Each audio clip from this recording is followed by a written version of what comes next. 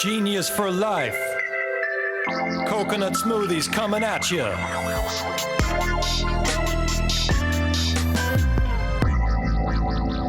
Hello there. Welcome to 15 Minutes of Genius. This is episode 81. It's getting really close to my birth date in 82, so we're excited about that here.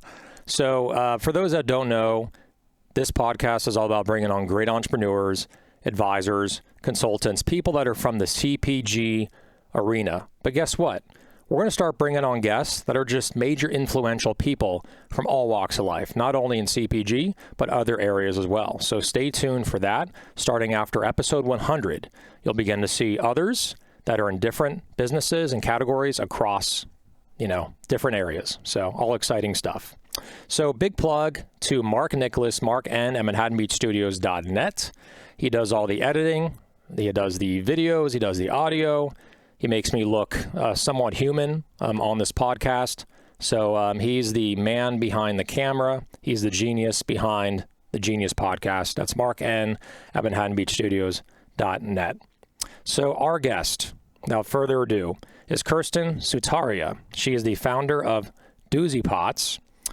Doozy Pots, which just launched nationally in Sprouts. Little recap about them. They're developing and launching delectable plant-powered treats and snacks that inspire people to change the way they think about food, nutrition, and their lifestyle. With mainstream interest in plant-based foods higher than ever, that is true, Wonder Labs Doozy Pots is leading the way, offering the next generation of plant-based treats and snacks with delightful tastes and textures. Kirsten, how's it going? Good, thanks. How are you? Thanks for having me. Absolutely. Thank you for being our guest, for being on here. I want to find out more about this product. I know we were talking offline about it, and I think just opening right up with it, you have an extensive history and experience track record with ice cream. So I'd like to start with that because that's such an area of interest. So tell us more about how you learned about ice cream, and then we can eventually get into your product, Doozy Pots. Sure. So ice cream started when I was about 4 or 5 years old when we moved from New York up to Waterbury, Vermont, which for people who love ice cream know that Waterbury is the home to the famous Ben & Jerry's. Growing up in Waterbury, Ben & Jerry's was it. Had tons of friends whose parents worked there. When you paid your property taxes, you got a sleeve of factory seconds and free ice cream. And if you were under 12, you could go on the tour for free. So I spent a lot of time as a kid. It was only a town of 4,000 people, so there's not a lot going on the Ben & Jerry's tour. And I remember seeing during the tour, the QA lab takes these massive, 3-foot long, giant 2-handled knives, and they cut open pints of ice cream and they look at them to make sure they've got chunks and swirls. And I remember thinking, I want that job. I want to be able to play with ice cream for my job. And, as I grew up, I ended up going to Cornell University to study food science. And in 2008, right after graduation, had an opportunity to have my first job at Unilever, working on product development for frozen savory meals. And as luck would have it, about a year and a half into that, there was a role open at Ben & Jerry's, which is a pretty coveted role. And I was able to transition from New Jersey back up to my home state of Vermont, where I started my career as an ice cream scientist and product developer, working on innovation in the research and development team at Ben & Jerry's. So worked on regular dairy ice cream, developed Greek frozen yogurt, and then developed the plant-based and vegan line for Ben & Jerry's, starting back in about 2014, and really kind of dove into the science of ice cream, what makes ice cream so special. I think ice cream is one of the kind of most technically challenging foods to make, but also technically interesting because you have a lot of different science and functionality going on, and temperatures, and it's an emulsion, and you've got ice crystals in there, and you have air incorporated, and it's just such a beautiful and fun food. And Post Ben and Jerry's, I went to work for a company called Innocent Drinks, which does smoothies and juices in London. And after about a year there, I just realized I couldn't stay away from ice cream because it's such a cool, fun food to work with. And that's kind of what got me into Doozy Pots and creating my own business of plant-based ice cream alongside my husband. That's awesome. I mean, there's very few guests on this podcast where literally they worked at probably, I think Ben and Jerry's is one or the, at the time when you were there, the largest ice cream brand in the country, maybe even the world, very close to Dryers and all the big players, and got to have a hand literally in innovating new flavors. What like flavors is like, can you put your name to, right? Which ones did you work on with them? Can you release that information? I'm curious what you actually worked on that are now like main staple flavors with Ben and Jerry's. Yeah, so I would say right now the kind of biggest feather in my cap is the development of their entire vegan line. So in early 2014, I went over to the UK to the Global Development Center of Unilever Ice Cream to work on creating the almond milk base that they currently use. So most of the vegan line, with the exception of a few flavors that were launched pretty recently, I had worked on. I worked on converting the entire portfolio to fair trade and non-GMO. Did the whole Greek frozen yogurt line, which is no longer out there, but that ran for a few years. And trying to think, I got to work on regular ice cream flavors, oftentimes like rotationals that would go into different retailers. It was kind of crazy. I walked into a local Target near me a couple weeks ago, and there was an end cap, and one door of the end cap was P.F. Chang's frozen meals, which was the first project I worked on back in 2008. And then the freezer next to that was all Ben and Jerry's products. And it was like, wow, my whole resume is just in right an here, end cap in the fridge. at Target. Yeah. So awesome. Yeah, I mean, it's this type of experience is really invaluable because not only are you learning how to put together the flavors, but also what is the market really demanding, right? That's also really important. I've seen some ice cream flavors in general that crash and burn because people just can't adopt them. They're too out there. They're too weird. And I always felt like Ben and Jerry's was kind of on that line between crazy and genius, pun intended, where like it's crazy, but also brilliant. And so brilliant that it actually worked and people actually bought it. Share with us like a couple before going on to Doozy Pots and your distribution and traction there. What were like the craziest flavors at Ben and Jerry's that you worked on, but then they actually hit in the market? I'm just curious to know. Sure. So one of my favorites, which I think also is kind of like a historically cult favorite, was candy bar pie. And that was the first one to launch that there's a pretzel swirl that people go gaga over. And it was... There's like bits of pretzel in the ice cream? Or? Yeah. So you know how there's like the graham cracker swirl that, it's a swirl that goes through, but this one's made of pretzel crumbs. So it's sweet, it's salty, it's malty. So it was a peanut butter ice cream with the pretzel swirl, a whipped chocolate nougat swirl, and chocolate flakes. And I was always so there's like 3 different types of chocolate that's used. There's flakes, there's chips, and there's chunks. And I was always a big fan of the flake because you could have more distribution of smaller pieces. So you were getting it in every bite. And really just thinking of like, what's this eat experience going to be? And that was, it was a limited flavor, but it's one of those ones where I'm like, it just delivers everything you could want. And the second flavor which is still out there, called Gimme S'more. Yep. And that Seen product that everywhere. That product build was also used for the non-dairy Colin Kaepernick flavor. And that flavor was really cool because it has 2 what are called fat-based variegates in it. So it has a chocolate cookie crumb swirl and a graham cracker crumb swirl, which the factory in early days was really not thrilled to be running because running one of those is very technical there's technical difficulty there. Running 2 of them at the same time into the same pint is like, it's just a lot. But that was, part of my job was to say, all right, I can make 6 pints of this. How do I then work with the factory to make 60,000 pints of this? And how do we make sure that it looks and feels and tastes like whatever I'm making in the kitchen in a small batch is what's getting delivered to the consumer? And I'm a huge factory nerd. I love being in manufacturing settings, love working with the engineering teams to be like, how can we set this production line up to run the craziest stuff? Love that type of stuff. Yeah, and mixing in, we'll get to, I want to get to Doozy Pots for sure, but I remember as a kid eating cookies and cream ice cream. That was my favorite.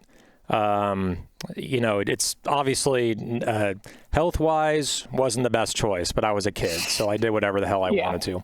And I remember that they were putting in real chunks of like Oreo cookies. It was Dreyer's cookies and cream. But like there was no even distribution. It was like kind of like little flakes of it and little chunks. And suddenly you would be digging in and find like an Oreo, like half of like one cookie of an Oreo in there. So I always noticed with Ben & Jerry's, always evenly distributed, pretty much like perfection, right? Perfection, evenly distributed. And that's something that you don't think about, but obviously people like to have that. Let's get into Doozy Pots. You have your launch nationally in Sprouts, which is huge. Congratulations. I think we just launched about 2 months ago in Sprouts in April. We have different buyers, a shout out. So our buyer, Steve Nieto, shout out to him. And then your buyer, you can do a shout out to him. Scott Reed has been great. It's really been a pleasure to work with, which is helpful when you're a tiny, scrappy little brand. Exactly. I love how they find brands that may be small, but they believe in you and they believe in the product, and they take a chance, right? They're not bringing in an 8th SKU of, Halo Top or whatever, and they take a chance on that slot with a brand that, may be small, but it has a real potential to grow, especially within a retailer like Sprouts. So Doozy Pots, I'm sure you can go on. With your R&D background, science background, give us like a 1-minute version, because I want to make sure you have enough time to go over other elements about the product, what makes it different, what is in it, and most importantly, I think for entrepreneurs out there, how you're able to scale it from 10 pints to 10,000, because that is a ongoing challenge for any entrepreneur, is how to scale something that they make in the lab. R&D, they love it. How do I get this to be the same quality for the masses? So tell us about the product and also how you scaled it to be more widely distributed. Sure. So Doozy Pots is a plant-based gelato made with organic ingredients, and it's the first product to market that has a base of organic oat and hemp milk. A few years ago, I do a ton of ingredient research and was really inspired by hemp hearts as an ingredient. And looking at its sort of nutrition and sustainability metrics, I thought we should be using this to make ice cream. And so I've spent, the last kind of 3 years fine-tuning the recipe, and we've been in market for about 2 years. Through using hemp, we're able to get lower saturated fat. And the difference between ice cream and gelato is often the fat content. And lower fat allows for kind of cleaner flavor delivery. And I've worked to develop flavors that work well with hemp milk. So we make our hemp milk with a blend of organic hemp heart oil, hemp seed protein, water, and organic oat flour to make a really kind of creamy ice cream base, which is then blended with some organic regenerative cane sugar. And for our chocolate variants, we use cocoa. We've got 4 flavors that are in Sprouts. My 2 favorite are the chocolate mint chocolate chip and the banana cinnamon date. Can't get enough of those 2. Sounds amazing. And we've had quite the journey scaling. I mean, I think you can have all the experience in the world, but once you start doing this yourself and you've kind of diving out of the nest of a big CPG company where you've got a team of 40 people and you have engineers and other people to help you solve these problems. Very different when it's just you and one or two other people. We started doing production in a shared commercial kitchen in Cleveland. We could maybe do about 500 pints a day using a batch freezer, making our mix in 50-gallon batches. And then, once we felt like we got traction and we got into Sprouts, we had about 6 months to figure out how we were going to scale that production. And as I'm sure you know, working with a co-packer is like finding a life partner, or you've got to kiss a few toads before you find your prince. So we, I knew what to look for going into finding a co-packer, and that wasn't without its challenges. But in the end, we found a great co-packer that worked for our size, understands premium, high quality product, and is also willing to work as a partner, as opposed to like we're just going to make your product and then we'll send it to you when we're done. So I continue to be very hands-on. I go to every production run. I'm on the floor. I'm talking to the operators of, it doesn't look right. We need to change the viscosity. And I do some product development consulting. And I always tell my clients, like, look, you need to understand that as we scale this, the product is going to change a little bit, whether that's finding new ingredient suppliers, but you need to make sure you're flexible enough to know where you need to bend and what you can, what your points are. Like, we're not budging on this at all. So I really worked to source a very commercial supply chain from day one so that we didn't need to say, oh, all of our ingredients come from here when we make 500 pints a day, but now I need to resource my entire supply chain when I need to make 10,000 pints in a day. So we've gotten to a point where, we're kind of hit the ground running, being commercially, we're running on continuous freezers. We're not hand packing pints. I remember those days. Dad, who, your dad helped out packing it early. Oh my God. Yeah. Scooping 1,000 scoops of ice cream per day for 4 days in a row. Like, wow, that guy has an arm of titanium. Yeah, he must be like, his forearms are like Barry Bonds, except without any of the, he's obviously not doping like Barry Bonds was. So that's crazy. And so, yeah, it just reminds me of like the early days with Genius, like commissary, blending it in Vitamixes, the water and the meat. We get them in little bags. And it's really amazing. It really makes you appreciate how far you've come, right? Where like you started out in a commissary, small batches, every single pint, you're like, it's like, you're holding the pint in your hand, you're putting the ice cream in there, and going from that to like looking at a co-packer where you see the floor and they're just packing like, 100 a minute or 200 a minute. And you're like, woo, this is awesome. Like, this is so much faster. But then you're like, holy crap, hopefully the quality's good.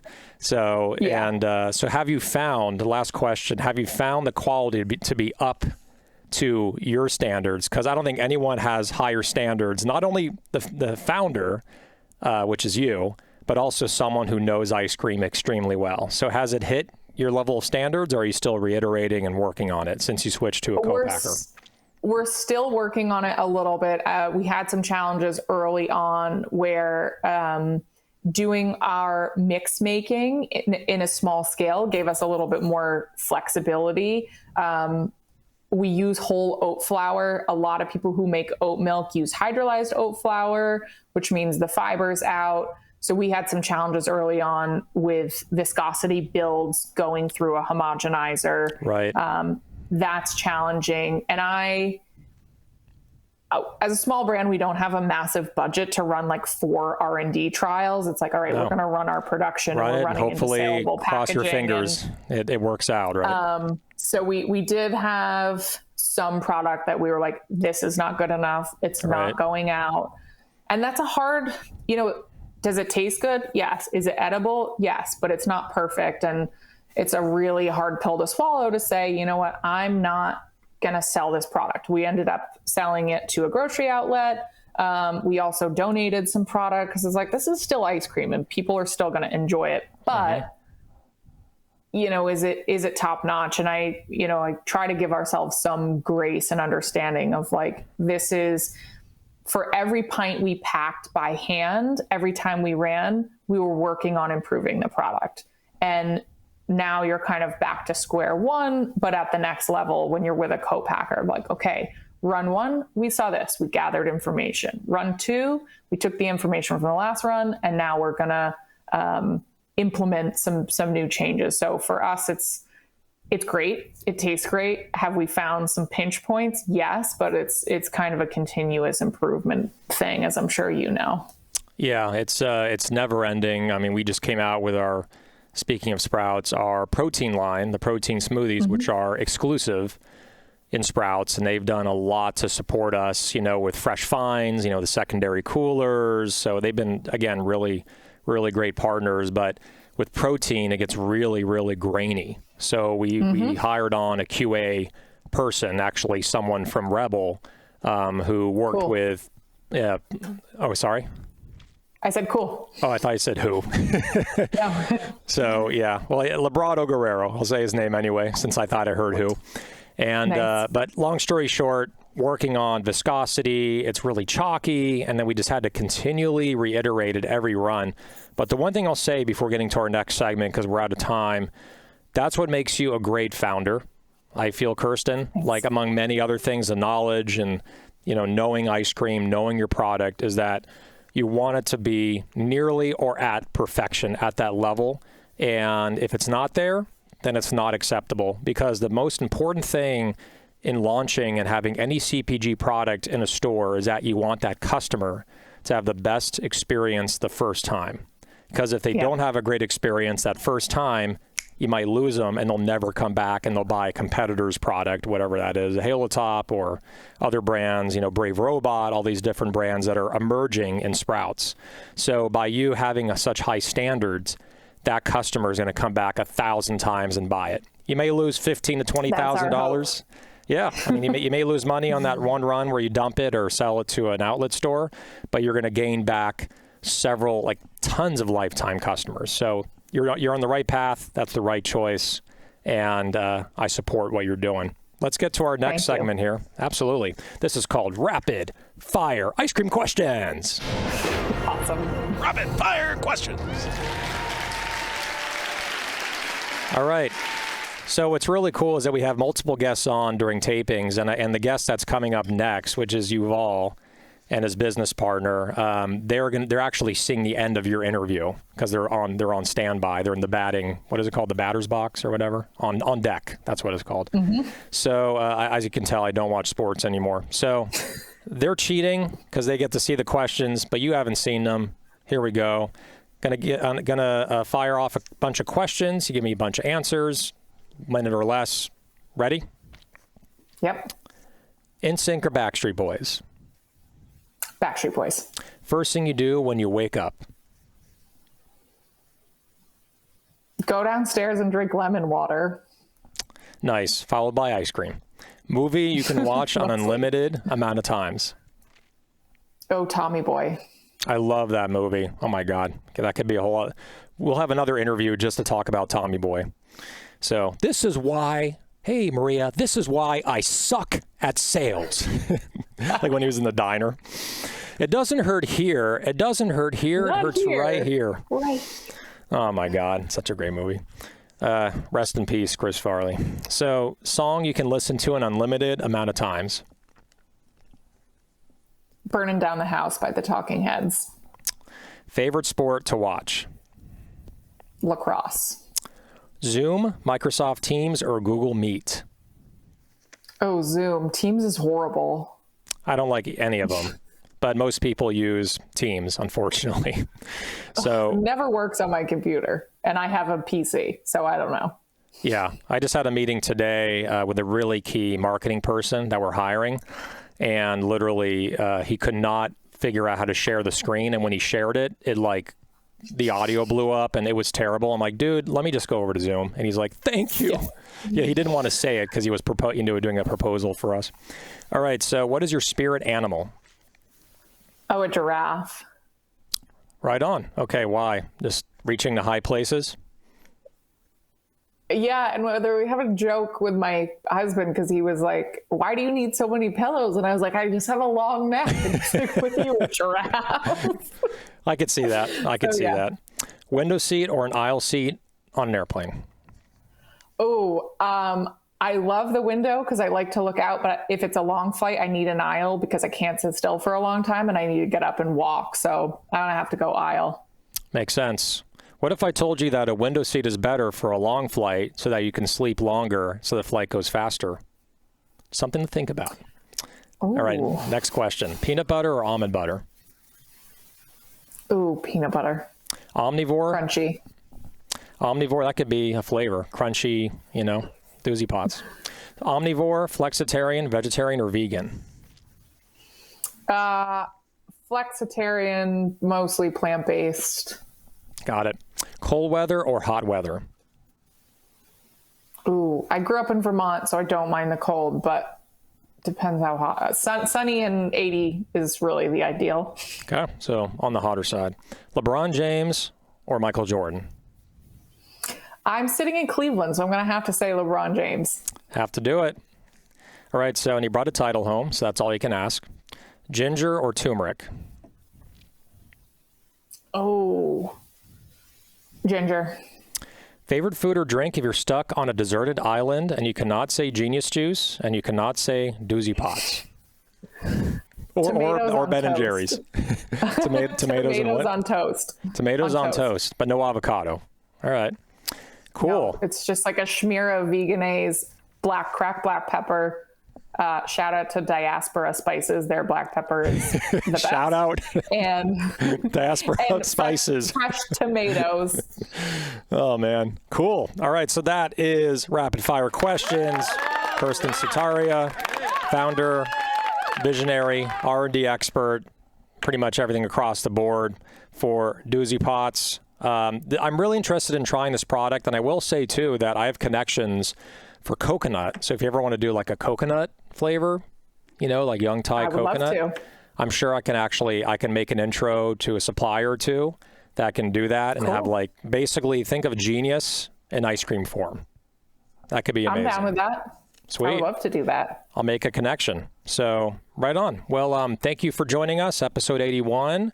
And Kirsten, take good care. I'll make sure to pick up some of the ice cream from Sprouts. So take care. Have a wonderful night. Thank you very much. It was great chatting. Likewise. All right. So that's episode 81 in the books. Big plug to Mark Nicholas, Mark N at ManhattanBeachStudios.net for all your editing desires. I'm going to keep saying that. Editing desires. Video, audio, the whole thing. Make sure to reach out to him. Email is below. You can do your own podcast here in the studio in Manhattan Beach. So that's it. 81 in the books. And one last thing. Stay genius, my friends.